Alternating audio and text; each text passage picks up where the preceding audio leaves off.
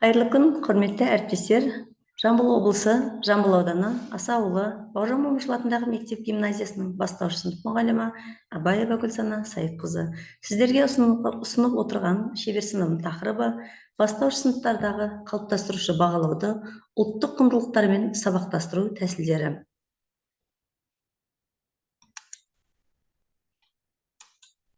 Күнделікті тәжірибеде білім алушылардың ілгерілеуін меңгеру деңгейін өлшеу үшін қалыптастырушы бағалаудың түрлі әдістерін қолданамыз.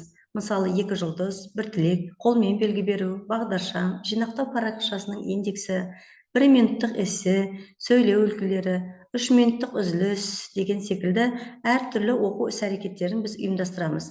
Бірақ алайда берілген педагогикалық идеяның мазмұны да өзгеше болуы шарт. Сондықтан ұлттық құндылықтарымызды байланыстыра отырып, балалардың жас ерекшеліктеріне сай етіп, жұптық, топтық жұмыстарын ұйымдастыру кезінде тиімді қолдануға болатындығын ұсынып отыр. Мақсаты қалыптастырушы бағалау тәсілдерін ұлттық құндылықтармен сабақтастыра отырып, тиімділігін түсіну, іс тәжірибесін енгізу, бастауыш сынып оқушыларын ұлттық құндылықтарға баулу. Міндеттері: қалыптастырушы бағалауды тиімді жүргізу, ұлттық құндылықтарды дәріптеу, балалардың жас ерекшелігін ескеру, кері байланыс беру, сыныпта ынтымақтастық атмосферасын орнату, сыни ойлайтын, тура бағалайтын, бәсекеге қабілетті, ұлттық құндылықтарды құрметтейтін тұлға тәрбиелеу. Бағалау термині жақын отыру дегенді білдіретін латын сөзінен шыққан. Бағалау одан арғы білім алу туралы шешімді қабылдау мақсатымен оқытудың нәтижелерін жүйелі түрде жиынтықтауға бағытталған қызметті белгілеу үшін қолданылатын термин формативті бағалау, оқу үшін бағалау деп атайды. Қалыптастырушы бағалау бұл оқытудың бір бөлігі, және ол оқушылар білімнің құрылымына енуі мүмкін. Кез келген педагог бұған дейін қалыптастырушы бағалау жүргізген, алайда сол қалыптастырушы бағалауды ұлттық құндылықтарымызбен сабақтастырып өту сабақтың құндылығын да толықтыра түсетініміз сөзсіз. Жеке тұлғаны ұлттық тәрбие арқылы дамыта отырып, нақты әрекет арқылы оқыту бүгінгі білім берудің ең өзекті мәселелерінің бірі болып отыр.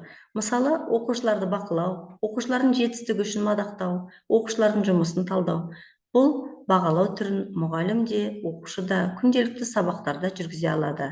Сонымен қатар, қалыптастырушы бағалау оқушылар тарапынан өзін-өзі бағалау арқылы және бірін-бірін бағалау арқылы жүргізіледі.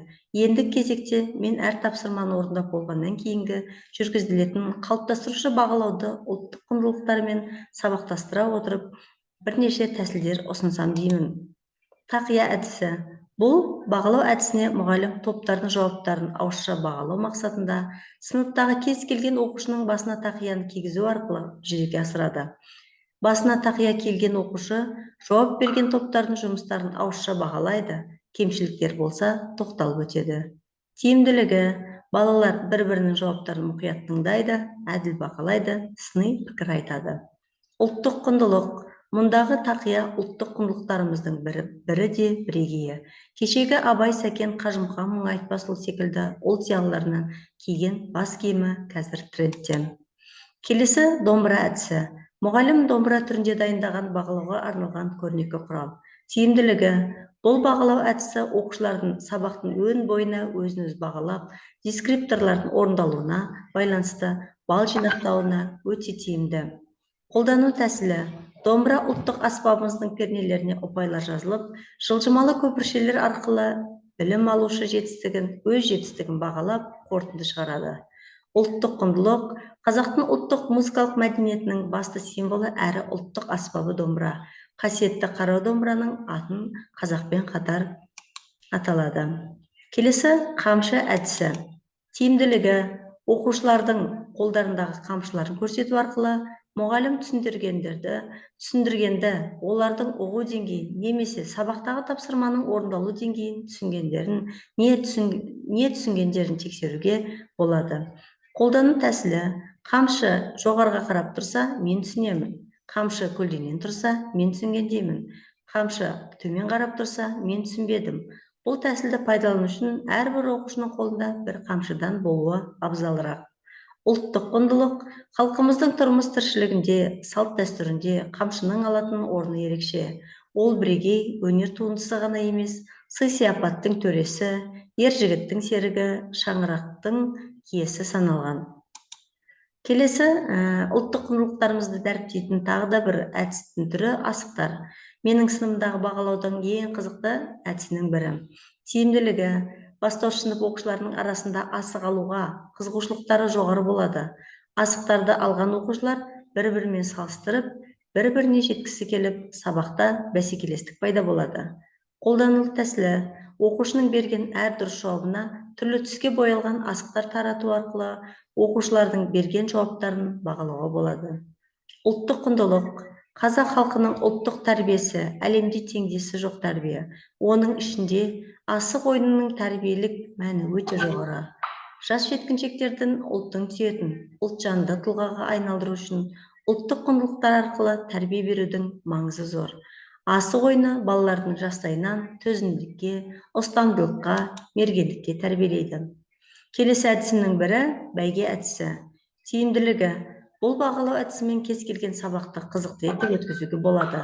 Сабақ соңында көшбасшылар анықталып, тиісті ұпайлары күнделікке қойылады. Қолдану тәсілі тақтаға тігінен балалардың есімдері көлденеңнен 1-ден 10-ға дейінгі плакаттар ілінеді. Әр тапсырма дескрипторы бойынша жинаған ұпайлар арқылы жылқы тиісті балға қарай жылжып отырады. Ұлттық құндылық бәйге ұлттық спорттың ішіндегі ең маңыздысы. Қазақ халқы бәйге десе ішкен асын жерге қойған. Және де келесі көңілді балақай әдісі. Қазіргі бастауыш сынып оқушыларының білімін көбінде сары смайликтер арқылы бағалап жатады. Дұрысы, мұғалім баланы жарайсың, жақсы, немесе талпын деген смайликтерін жабыстырып бағалайды. Тиімділігі ең оңай, ең тиімді, ең қызықты бағалау түрі. Ұлттық құндылық бұл формативті бағалау әдісін ұлттық нақыштағы смайликтермен алмастырсақ, кішкене сүйкімді бейнелерге балақайлар да мәз бола кетеді, әрі жағымды атмосфера қалыптастырады. Қалыптастырушы бағалаудың мұндай әдістерін сабақтың әр түрлі кезеңінде, жаңа тақырыпты түсіндіруде, тапсырманы орындау кезеңінде, мұғалімнің оқушыға жұмысының нәтижеге жақсарту мақсатымен кері байланыс ретінде ақпарат беру барысында да қолдануға болады.